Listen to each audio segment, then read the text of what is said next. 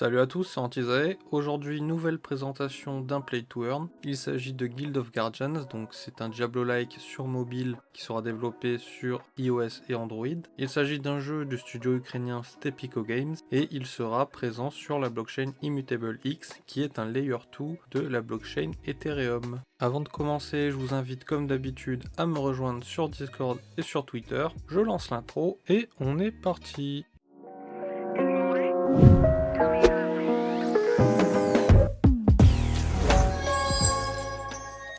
Alors, comme je l'ai dit, Guild of Guardians, ça va être un jeu mobile qui est développé par le studio Stepico Games et qui sera sur la blockchain Immutable X. Il s'agit d'un play to earn / free to play, même si le côté free to play, je suis un peu sceptique, mais on va voir ça plus tard. Il y a déjà eu plusieurs NFT du jeu qui ont été vendus et le token a été listé il y a peu de temps.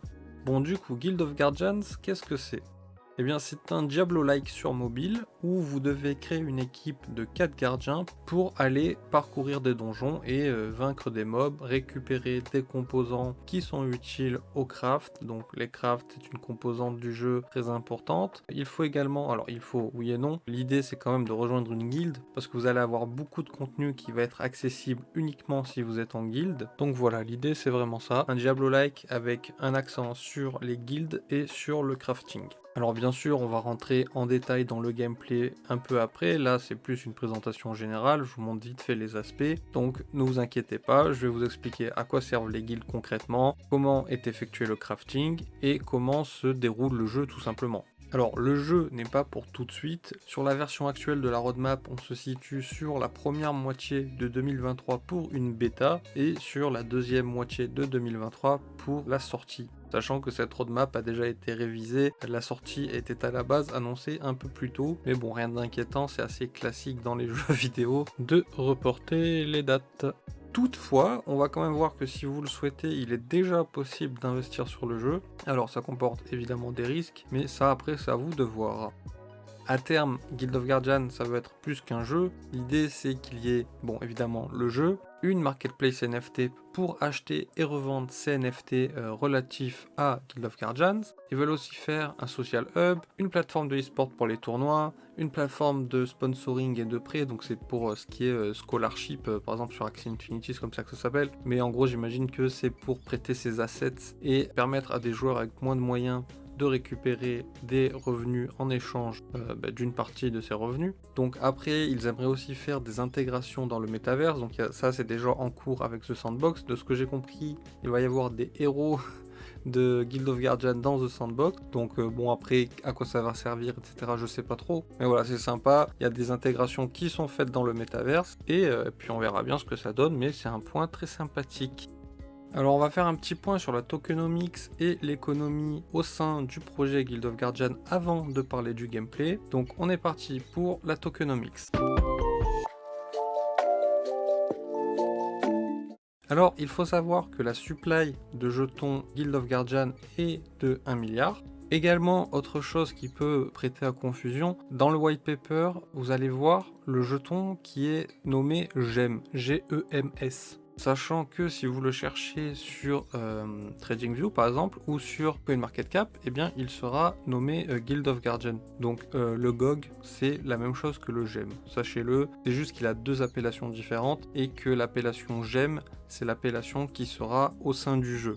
Alors l'ICO de ce jeton GOG a eu lieu sur CoinList le 10 novembre et il est listé depuis le 21 décembre, donc c'est très récent. Il y a encore très peu de jetons en circulation. Si jamais vous souhaitez investir maintenant, regardez bien le calendrier de libération des jetons et vous allez quand même voir qu'il va y avoir une grosse libération de jetons au cours du temps. Donc voilà, faites gaffe, c'est à vous de voir, mais pour l'instant le market cap est bas. Si on prend uniquement le market cap des jetons qui sont en circulation, on est à 25 millions, donc ce qui est très faible pour un market cap. Mais si on prend le market cap en fully diluted, donc ça veut dire si jamais on prend le market cap avec le prix actuel dans le cas de figure où l'ensemble des jetons sont disponibles, eh bien on est avec un market cap de 750 millions. Donc c'est pas la même et ça montre qu'il y a très peu de jetons qui sont en circulation et que la plupart des jetons sont encore à venir. Donc à vous de voir, faites attention, regardez bien, peut-être faire du DCA ça peut être intéressant. Ça après c'est vous qui gérez. Alors, point très intéressant sur la répartition des tokens, c'est que les jetons de la team ont un cliff d'1 an et un vesting après ce cliff de 3 ans. Donc ça fait un total de 4 ans. Donc concrètement, ce que ça veut dire, c'est que pendant 1 an, la team ne reçoit aucun token et qu'ensuite, après ces 1 an, sur une période de 3 ans, ils vont recevoir progressivement leur token. Donc c'est très bien. Ça veut dire que déjà, s'ils veulent recevoir le moindre centime dans un premier temps, eh bien, ils doivent déjà maintenir le projet à flot pendant 1 an. Et ensuite, s'ils veulent recevoir la totalité du fruit de leur travail, eh bien, ils vont devoir maintenir le projet à flot pendant au minimum 4 ans. Donc c'est excellent. Généralement, ce que j'aime bien faire quand je regarde un projet, j'essaie de me positionner sur des projets avec un cliff d'au minimum 6 mois. Franchement, je pense que c'est vraiment le grand minimum. Et idéalement 1 an. Et après, pour le vesting, eh bien, j'aime bien qu'il y ait au moins 2 ans. Donc au minimum, il faut qu'il y ait 2 ans et demi, selon moi, de blocage des jetons. Donc 6 mois de cliff et 2 ans de vesting. Donc là c'est très bien parce qu'on a 1 an de cliff et 3 ans de vesting. Donc voilà, ça c'est très bien. Ensuite, alors il me semble pas que c'est encore opérationnel, mais je sais que par la suite il y aura un système de stacking. Donc un système de stacking avec de la distribution de revenus. Comment ça va fonctionner? Eh bien en fait, les personnes qui vont stacker leurs gemmes, donc leurs jetons GOG ou GOG, donc leurs jetons GOG, eh bien ils vont recevoir une partie des dépenses effectuées en jeu. Donc sur ces dépenses effectuées en jeu, ils vont recevoir 100% des gemmes utilisées pour les actions premium. Alors c'est quoi les actions premium? Je vais les expliquer un peu après. Ils vont également recevoir 20% des achats directs. Donc en gros, par exemple, si jamais la team met en vente quelque chose, eh bien 20% des recettes des ventes directes, donc des ventes directement de la team, vont dans cette reward pool. Donc c'est la pool qui va servir à redistribuer les revenus. Et ensuite, il y a également 20% des frais de la marketplace. Donc ça veut dire que quand vous allez revendre un item sur la marketplace, il va y avoir des frais. Alors je ne parle pas de frais de blockchain, car sur Immutable X, les utilisateurs ne payent pas de frais de blockchain. C'est directement les projets qui payent à Immutable une partie des commissions. Mais toujours est-il que sur les items qui vont être vendus sur la marketplace, eh bien Guild of Guardian va prendre une commission. Donc pas sur tous les NFT, pas sur les NFT fondateurs par exemple, il y a 0% de commission, sauf sur certains NFT spécifiques. Et sur ces certains NFT spécifiques, on voit que la commission est de 5%. Donc très certainement que les NFT qui viendront à l'avenir, qui ne seront pas ces fameux NFT fondateurs, eh bien on peut imaginer qu'il y aura également une commission de 5% sur les ventes. Sur ces 5%, eh bien 20% iront dans le reward pool. Donc pour résumer, si vous stackez vos GOG, eh bien vous allez recevoir une partie des bénéfices de Guild of Guardian. Ces bénéfices sont 100% des dépenses pour les actions premium, 20% des recettes des achats directs et 20% des frais de la marketplace. Donc les actions premium, en fait, ce sont les actions en jeu qui vont nécessiter l'utilisation de gemmes. Donc ça peut être la fusion, je vais vous expliquer après ce que c'est, le crafting, pareil, on va voir ça en détail, ou les ascensions, également, je vais vous expliquer ce que c'est. Autre point intéressant, alors je savais pas trop où le mettre, donc je vais vous le mettre ici, c'est qu'à l'instar d'Illuvium, plus un NFT va être mint, donc généré par le jeu, plus ça va être cher de le mint, donc de le générer. Sur Illuvium, on avait vu qu'il y a un système un peu similaire, c'est que plus les joueurs vont capturer un illuvial, plus il deviendra rare dans le monde d'Illuvium. Et bien là, c'est un peu similaire, c'est que plus un NFT en particulier va être mint, dans le monde de Guild of Guardian, plus il sera cher de générer ce NFT en particulier. Donc ça crée de la rareté, et c'est très bien, ça évite d'avoir un jeu comme Axie Infinity, où eh bien, les NFT n'ont plus de valeur, parce que le marché est inondé, et qu'on ne sait plus quoi en faire. Avant d'attaquer les éléments de gameplay du jeu, on va faire un petit point sur les sources de revenus du projet. Donc il y en a 3 principalement. J'imagine qu'il y en aura d'autres, mais pour l'instant, eh bien, on a seulement ces 3 éléments à disposition. Donc on a tout ce qui est vente primaire, donc c'est tout le contenu qui va être vendu directement par Guild of Guardian, donc ça peut être les NFT, donc il va y avoir, de ce que j'ai compris, des roulements dans ces NFT, enfin pas des roulements mais des collections limitées, des éditions limitées, c'est à dire que si par exemple un héros est créé et qu'il est mis en vente, eh bien elle sera disponible soit dans une certaine quantité maximale, soit sur une certaine durée temporelle, ou même je pense les deux en fait. C'est-à-dire que par exemple un nouveau héros va être créé et il va être disponible peut-être pendant 2 mois et pour je ne sais pas moi 5000 exemplaires. Donc ce sont des chiffres complètement inventés, c'est juste pour vous donner un exemple. Alors ces NFT, ça pourra également être d'autres choses, par exemple des énergies boosters, des pets, des guildes, enfin ça peut être plein de choses.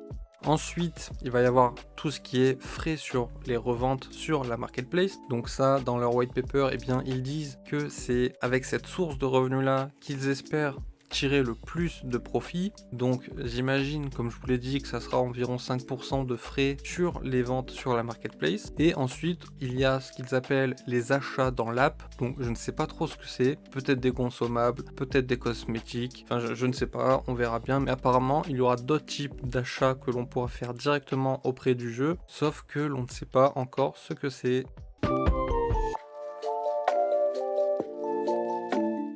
Donc maintenant, je vais vous donner la liste des différents éléments du gameplay et ensuite, point par point, on va voir chacun de ces éléments dans le détail et je vais vous dire tout ce que l'on sait dessus.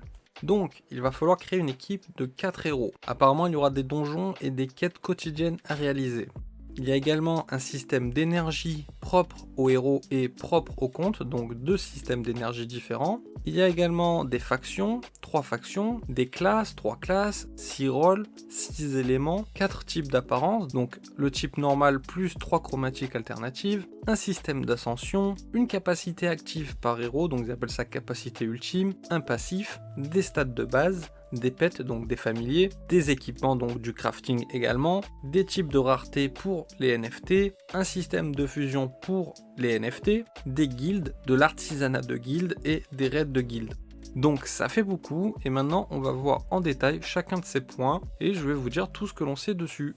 Bon, alors on va commencer par les factions. Comme je vous ai dit, vous allez devoir créer une équipe de 4 héros et chacun de ces héros appartient à une faction. Donc il y a en tout 3 factions, l'Empire, donc c'est les humains, il y a The Glade, donc c'est les protecteurs de la forêt et de la nature, donc j'imagine des sortes d'elfes et autres conneries dans le genre. Et ensuite on a la Horde, donc les orques, les trolls, les démons, voilà, les créatures un peu diaboliques. Ces factions, elles vont donner aux héros des synergies quand il y a plusieurs héros de la même faction dans une équipe. Donc si vous avez des héros de la même faction, eh bien ils vont avoir un petit bonus et des effets de synergie. Les bonus on ne les connaît pas encore, mais c'est un petit élément de gameplay intéressant. Et également, la faction va donner un très léger buff passif pour l'obtention de certaines ressources spécifiques. Donc apparemment ça serait de l'ordre de 1% d'augmentation par héros d'une faction donnée. Donc si vous avez par exemple 2 héros de l'Empire, eh bien ça vous fera 2% pour telle ressource. Si vous avez ensuite un héros de The Glade et un héros de la Horde, eh bien ça vous fera 1% supplémentaire d'une ressource B et un autre pourcent supplémentaire d'une ressource C. Ensuite, on a aussi le système de classes. Donc il y en a 3. Ce sont des rôles un peu généraux. Donc on a le rôdeur. Donc lui, ça va être les attaques à distance et il va être assez fragile, assez squishy en général. On a ensuite le mêlé, donc lui c'est les attaques frontales, l'absorption de dégâts, donc ça va aussi être les tanks, etc. Et ensuite on a les mages, donc ça peut être les soigneurs, un autre type de dégâts à distance par la magie, voilà, ce genre de choses. Sachant que les classes vont également définir le type d'équipement utilisable par les héros. Ensuite, avec ces classes, il y a les rôles. Donc ça, c'est plus précis que les classes, et il y en a 6. Ce sont les rôles qui vont déterminer les statistiques de base des héros, et c'est également en accord avec leur rôle que leur passif et leur capacité ultime va être designé évidemment. On va pas mettre un sort de soin à un perso DPS en ultime, c'est débile. Donc dans ces 6 rôles, on a les DPS, donc c'est ceux qui vont faire les dégâts, qui vont se buffer eux-mêmes et qui vont nuke l'ennemi. Donc nuke en gros c'est beaucoup de dégâts sur une courte période. On a ensuite les supports, donc ils vont buffer les alliés, donc leur mettre des bonus de stats.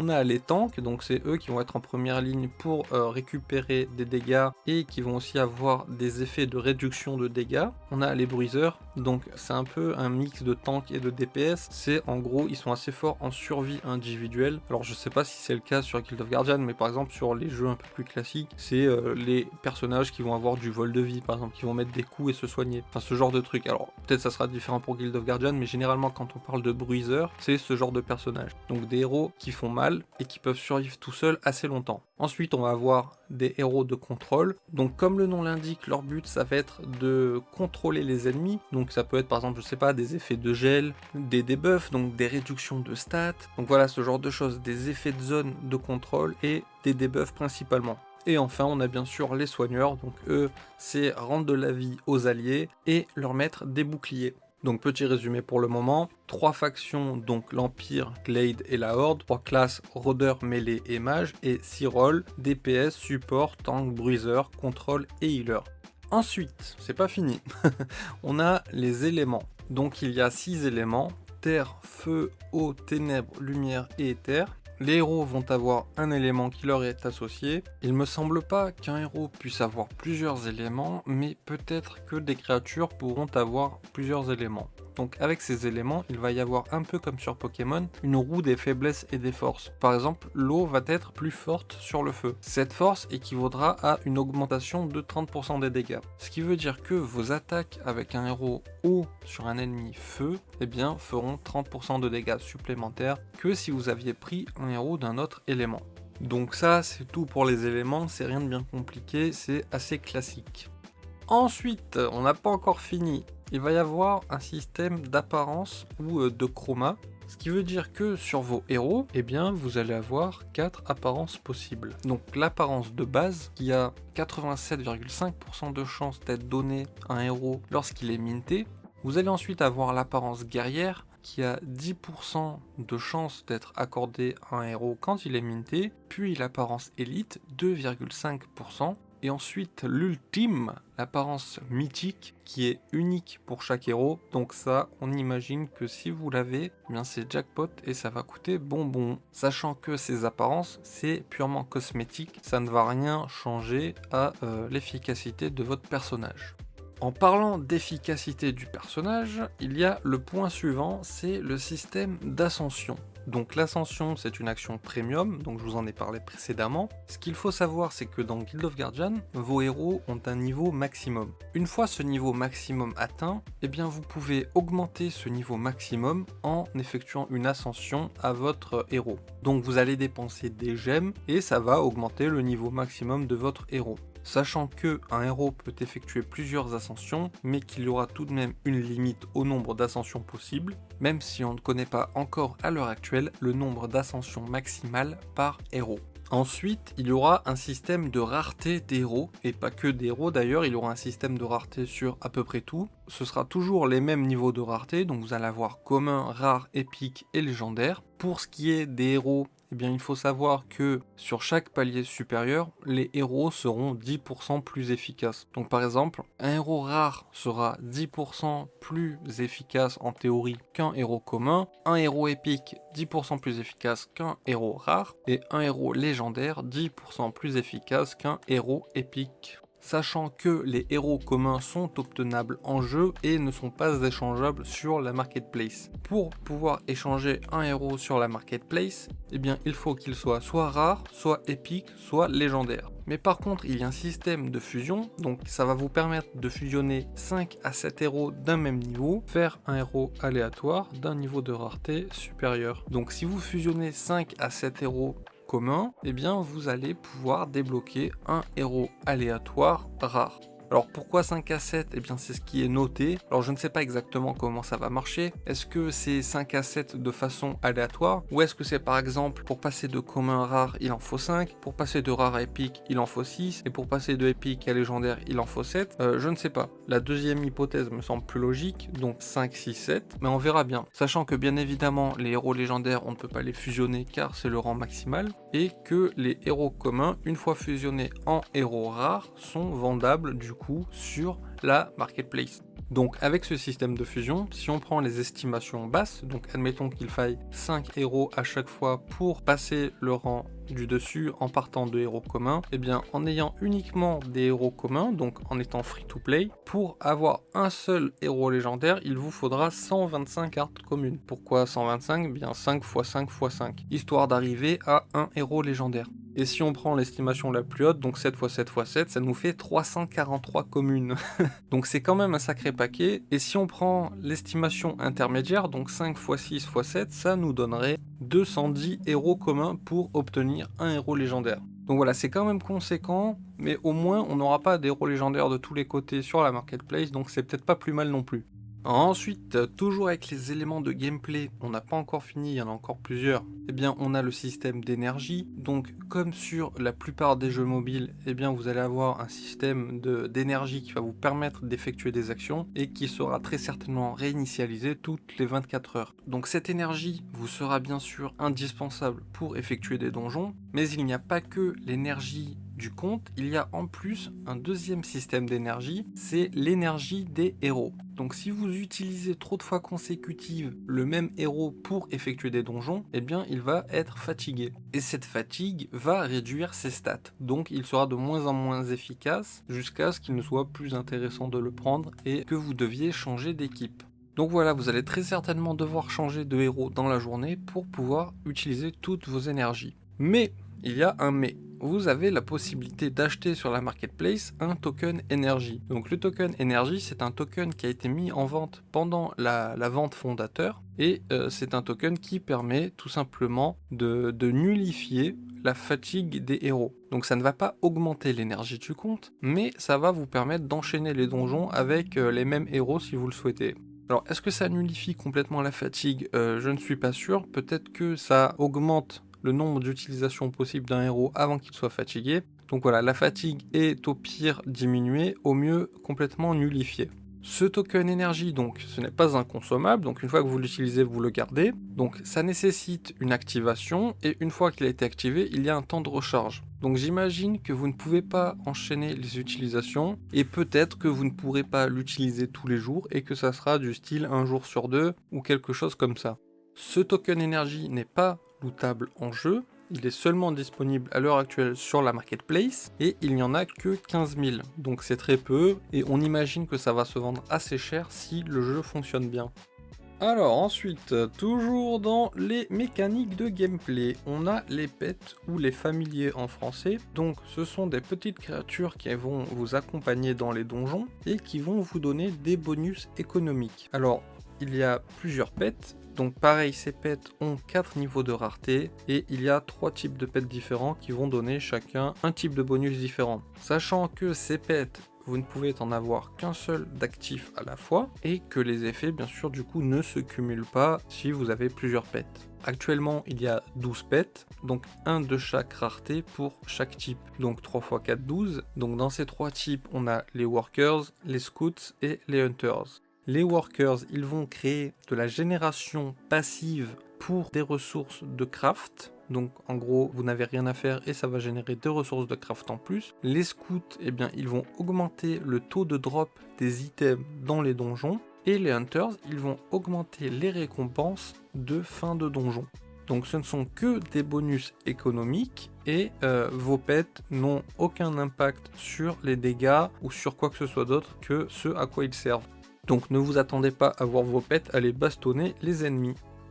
Actuellement il y a en tout 50 000 pets, donc pareil ce sont des NFT fondateurs. Il y a assez peu de chances d'en voir à l'avenir, alors il y en aura peut-être des nouveaux, mais en tout cas l'équipe est très frileuse à l'idée d'ajouter encore des modificateurs de revenus, parce que ça serait dangereux pour l'économie d'ajouter trop de modificateurs. Les 50 000 de base ont été pensés dans l'économie du jeu, mais du coup, si jamais ils veulent ajouter des pets, eh bien il faudra faire très attention. Donc si vous voulez un pet, ce sera très certainement un des 50 000 originaux. Sachant que, comme je vous ai dit, il y a 4 niveaux de rareté, et à l'inverse des héros, il n'y a pas de système de fusion. Vous ne pouvez pas fusionner des pets rares pour avoir un pet épique.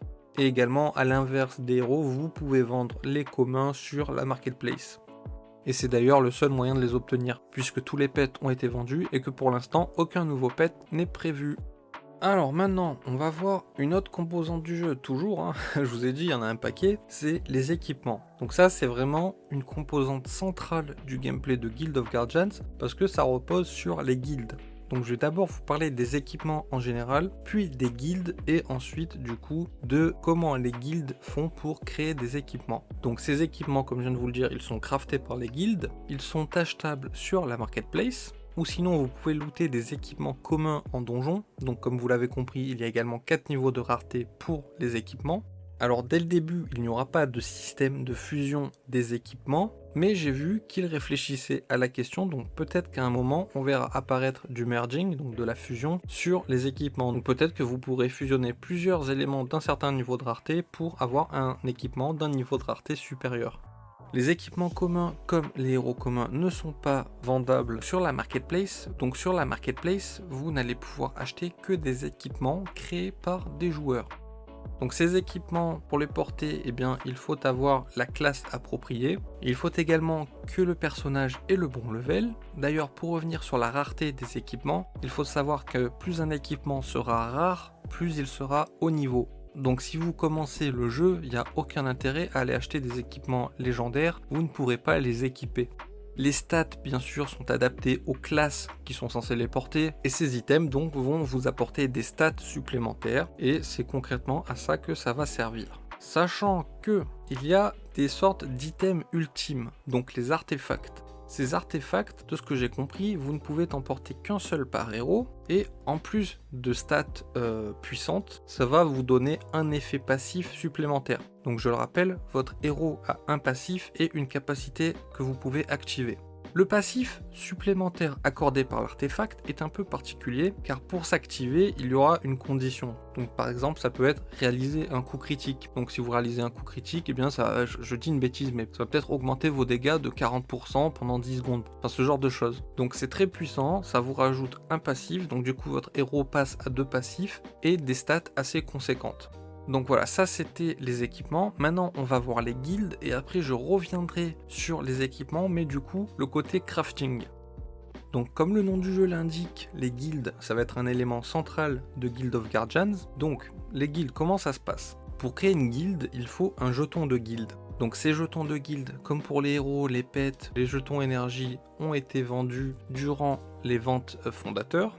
Il y a 4 types de guildes, donc les guildes aventurières, les guildes de guerriers, les guildes légendaires et les guildes mythiques. Ce que ça va changer, c'est concrètement le nombre de places dans les guildes et les gains qui reviennent au chef de guilde.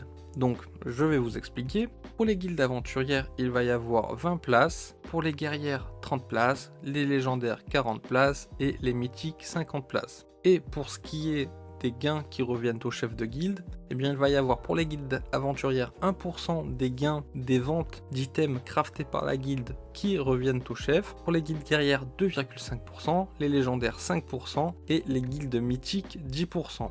Donc là, si on regarde comme ça, on peut se dire c'est super, mais du coup, quel est l'intérêt pour un membre de rejoindre une guilde mythique si le chef de guilde va avoir une plus grosse part sur les ventes d'items craftés par la guilde?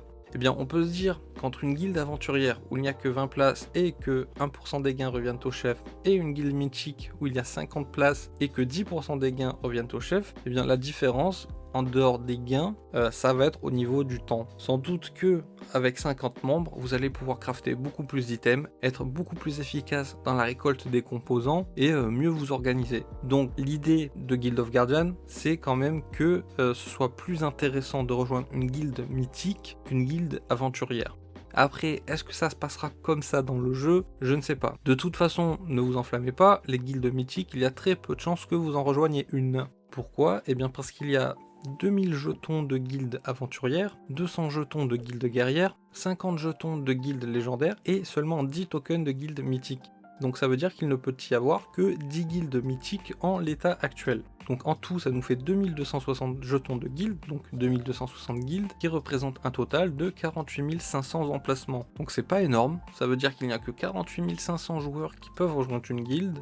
Toutefois, eh bien, l'équipe a annoncé que, en fonction de la popularité du jeu et des besoins, il y aurait certainement de nouveaux jetons de guilde qui seraient créés. Mais pour ne pas désavantager les personnes qui ont acheté durant les ventes fondateurs, eh bien il est possible que les nouvelles guildes qui seront créées à l'avenir soient encore moins efficaces que les guildes aventurières, ou en tout cas beaucoup plus chères que ce à quoi elles avaient été vendues à la base. Bon, très bien, il y a des guildes, mais concrètement, à quoi ça sert ? Eh bien, il y a deux éléments de jeu principaux qui vont être apportés par l'appartenance à une guilde. Premièrement, il y a donc le crafting de guild. Donc comme je vous l'ai dit, dans Guild of Guardian, les items sur la marketplace sont créés uniquement par les joueurs et plus précisément les guildes. Donc oui, il faut être dans une guilde pour crafter des items. Un joueur tout seul n'a pas la possibilité de crafter quoi que ce soit. Donc concrètement, comment ça marche ? Donc quand vous allez faire des donjons, vous allez récupérer des composants pour crafter des items. Quand vous êtes dans une guilde, le chef de guilde peut définir un objectif, donc se dire allez cette fois-ci on va crafter tel item, et du coup les membres vont aller chercher dans les différents donjons les composants nécessaires. Pour créer les items, il faut des plans, donc des schémas de crafting ou des blueprints. Pour récupérer ces blueprints, il faudra faire des raids de guilde, mais ça je vais y revenir légèrement après.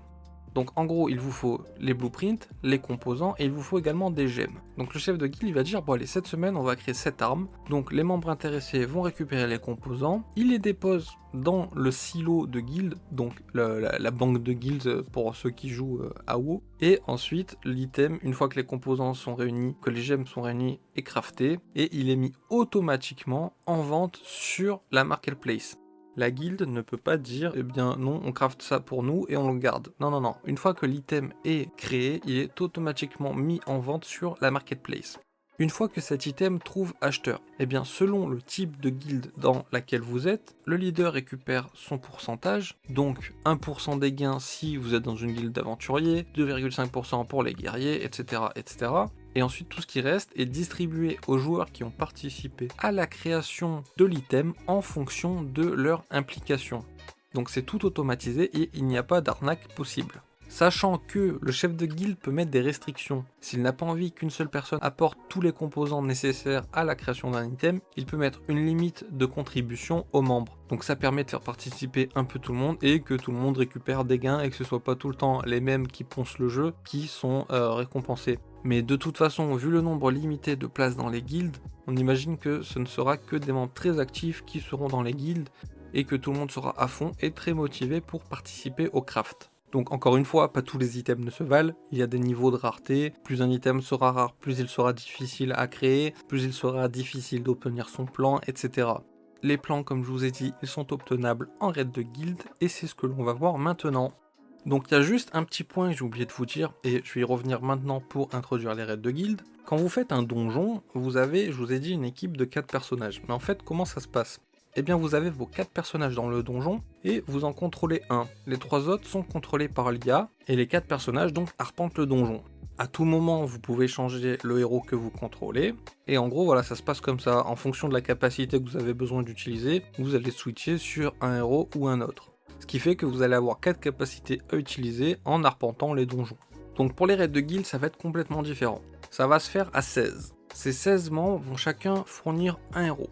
Ensuite, il va falloir aussi réunir des consommables. Il faut bien sûr que les héros aient le bon niveau, le bon stuff. Enfin voilà, en gros, une fois que vous avez complété tous les prérequis, que tout le monde a fourni son héros, eh bien vous allez pouvoir lancer la mission et ça va se faire tout seul. Donc c'est pas 16 joueurs qui vont être dans un donjon à affronter un mob et lui taper dessus. Non, c'est plus vous remplissez les prérequis sur un tableau, un peu comme dans WoW quand vous envoyez vos followers faire des missions, c'est exactement pareil. Vous avez des prérequis et une fois que c'est bon, vous pouvez lancer la mission. Ça va prendre un certain temps avant d'arriver au bout de la mission et une fois que vous êtes arrivé au bout de la mission, eh bien vous allez récupérer des récompenses. Donc ça peut être des ressources, des items, des nouveaux plans pour le crafting. Donc à mon avis, pour avoir des plans, ça va être uniquement en raid de guild. Peut-être que j'ai une bêtise, mais je pense pas. Et en gros, voilà, c'est comme ça que ça va se passer. Sachant que les guildes ont un nombre maximal de raids de guildes par semaine. Ça va pas être possible de spammer les raids, va falloir bien choisir quel raid effectuer en fonction des récompenses, en fonction des boss du raid, etc. Donc voilà, comme je l'ai dit, le jeu devient vraiment intéressant si vous êtes dans une guilde. Si vous n'êtes pas dans une guilde, eh bien ça va être beaucoup moins fun à mon avis. Donc, on a fait le tour des mécaniques de jeu, il y en avait un paquet. On a fait aussi le tour de ce que j'avais à dire. Donc maintenant, je vais vous donner mon avis personnel, ma conclusion, et puis on sera bon. Donc, Personnellement, je pense que c'est un projet intéressant. La solution technique est également intéressante. On est sur Immutable X, donc un layer 2 de la blockchain Ethereum qui est spécialisé dans le gaming. Ça se voit qu'on est sur un projet sérieux parce qu'il s'est lancé quand même en 2020 et que le jeu est prévu pour fin 2023. Donc c'est le temps que ça prend pour faire un jeu. Quand vous voyez des roadmaps de Play to Earn qui prévoient de tout faire en 6 mois, c'est pas possible. Donc ça c'est déjà un bon point, c'est un projet qui est sérieux, c'est un studio, donc Stepico Games, qui a déjà fait beaucoup de jeux, tout sur mobile, donc ils savent ce qu'ils font. Ensuite, c'est censément un free-to-play. Alors pourquoi censément? Parce que en fait, les jeux mobiles sont très malins. C'est qu'ils savent apporter aux joueurs la juste dose de frustration. Pas trop pour le pousser à arrêter le jeu, mais juste assez pour lui donner envie de claquer quelques ronds sur le jeu. Donc ça me fait penser un peu à Supercell avec leur Clash of Clans, Clash Royale, etc. C'est-à-dire que oui, c'est un free-to-play. Vous pouvez rester free-to-play de A à Z, mais ça va prendre 110 ans. Ça va être très frustrant si vous êtes tout le temps en free-to-play. Alors je sais qu'il y en a qui sont en free-to-play à 100% sur les jeux Supercell, mais par contre ça représente un temps de jeu qui est colossal si jamais vous voulez être compétitif. Donc là, à mon avis, ça va être pareil. C'est-à-dire que ça va être free-to-play, mais si vous restez complètement free-to-play, ça va vous prendre 115 ans. Et pour ça, je vous renvoie du coup au petit calcul qu'on a fait tout à l'heure. C'est-à-dire que pour avoir un héros légendaire en étant 100% free-to-play, donc en recevant uniquement des héros communs, il vous faudra au minimum 125 héros et au maximum 343 héros. Donc ça va être très très très long si vous restez 100% free-to-play. Donc free-to-play, oui, mais pas trop non plus. Alors c'est pas spécialement un reproche, c'est plus un constat. Personnellement, ça me dérange pas de payer un jeu, c'est juste que le camoufler en free-to-play, c'est la spécialité de jeux mobiles. Donc voilà, vous faites pas avoir, ça va être free-to-play, mais la plupart des joueurs vont claquer des ronds. Et tant mieux, parce qu'il faut des ronds, sinon le projet ne marchera pas. Donc encore une fois, c'est pas un reproche, c'est juste un constat. Donc ensuite, un point qui, alors je vais pas dire qui m'inquiète, mais plutôt je suis un peu sceptique, c'est qu'on a vu que les guildes vont avoir une place centrale dans le jeu. Toutefois, on voit qu'il n'y a que 48 500 places dans les guildes actuellement. C'est quand même très peu. Donc les places dans les guildes vont se vendre très cher. Alors quand je dis vendre très cher, ça va pas être monnayé, mais il va vraiment falloir prouver aux guildes que l'on souhaite intégrer qu'on est un élément efficace et qu'on est motivé. Donc encore une fois, c'est pas forcément un mauvais point. Faut juste qu'il soit assez réactif sur la création de nouveaux tokens de guilde si le jeu fonctionne et qu'il y a beaucoup d'utilisateurs. Parce que sinon ça va être très très chiant de rester à 50 000 places si le jeu a plusieurs millions de joueurs. Ensuite, au niveau du gameplay, je trouve que ça se prête bien au format mobile. Peut-être une petite réserve quand même, c'est que j'ai un peu peur que le gameplay soit trop passif. Dans le sens où vous allez avoir 4 personnages que vous pouvez switcher à tout moment dans le donjon, mais en fait chaque personnage n'a qu'une capacité à activer. Donc ça vous fait en théorie 4 sorts, mais il va falloir switcher entre les persos, etc. Voilà, je me demande si 2 sorts par perso, ça aurait pas été plus intéressant. J'ai peur qu'avec un seul sort par perso, ce soit un peu trop répétitif et qu'on se fasse un peu chier au bout d'un moment. J'aurais bien aimé un peu plus d'implication du joueur sur le gameplay et pas juste devoir esquiver les spells et switcher de perso quand il faut envoyer un soin, switcher de perso quand il faut envoyer un taunt et balancer des dégâts tout le reste du temps. Je pense que 2 spells actifs, ça aurait été sympa, ça aurait fait 8 spells, mais bon voilà, après on verra bien. Ça sera peut-être pas si redondant que ça, on verra, je ne sais pas, c'est encore une fois un constat, moi je ne fais que constater. Mais bon, ça c'est un avis personnel, je sais très bien que ce genre de gameplay aura son public et va fonctionner. Si le jeu continue sur cette voie, je sais très bien que le public sera présent. Donc ça ne m'inquiète pas au niveau du succès du jeu, c'est plus une remarque par rapport à mes goûts personnels. Donc comme je l'ai dit, la roadmap est cohérente. Alors c'est une roadmap qui est assez longue, qui a été corrigée, mais quand on fait un jeu, il faut du temps. Donc c'est une roadmap qui me paraît quand même très cohérente. Ensuite, toujours point positif, la team a ses jetons qui sont bloqués pendant un long moment. Donc ça, pareil, ça donne confiance, donc c'est vraiment cool. Alors petite remarque sur les jetons tout de même. Comme je l'ai dit, ils viennent à peine d'être listés. Il y a énormément de jetons qui vont arriver et qui vont être libérés au cours du temps. Donc si vous souhaitez investir dès maintenant sur le jeton, libre à vous, c'est vous qui gérez, mais gardez quand même à l'esprit qu'il va y avoir beaucoup de jetons qui vont être libérés, donc ça va fortement diluer votre investissement. Donc peut-être que faire du DCA c'est plus intéressant que d'y aller comme un bourrin, mais encore une fois c'est à vous de gérer. Donc voilà, c'est tout pour Guild of Guardian. Le projet me semble vraiment intéressant à suivre, donc c'est ce que je vais faire. Par ailleurs, big up à la communauté du jeu, parce que franchement, ils sont au taquet sur la création de documents, d'archives, etc. Généralement, quand je fais mes recherches, mes analyses fondamentales, c'est une galère sans nom. Enfin, moi, ça me plaît, mais ça reste une galère. C'est-à-dire qu'il faut aller sur tous les sites, sur tous les supports, récupérer les infos à droite, récupérer les infos à gauche, poser ces questions sans réponse aux membres de la communauté, aller pinguer de temps en temps les responsables du projet. Enfin voilà, ça prend du temps. Mais là, franchement, la communauté de Guild of Guardians, ils sont au taquet. Ils ont fait un gros document de 130 pages qui reprend tout en détail. D'ailleurs, qui a été traduit en français. Big up. Je vous mets les liens dans la description, le document dans la description. Également big up à CryptoCroco qui est l'ambassadeur du jeu pour la communauté francophone. Donc je vous mets également sa chaîne YouTube et son Discord dans la description. Si vous souhaitez en savoir plus sur le jeu, c'est la personne à les contacter. Alors lui il va être à fond sur le jeu, il va créer sa guilde et voilà, il cherche à faire grossir son Discord, grossir sa communauté. Sur sa chaîne YouTube, il a fait plein de vidéos qui présentent le jeu. Donc si vous souhaitez suivre le projet et en savoir plus sur Guild of Guardians, eh bien c'est la personne à aller suivre. Donc comme d'hab, je vous invite à me rejoindre sur mon Discord et sur Twitter. Le Discord, je vous le présente encore une fois, c'est concrètement un Discord où on va faire des analyses fondamentales, où on va partager des projets avec un fort potentiel. Et voilà, c'est pas tant sur le trading, c'est vraiment sur l'analyse fondamentale et les projets qui sont prometteurs. Donc voilà, c'est tout pour Guild of Guardians, c'était Antizae, je vous dis à la prochaine, ciao.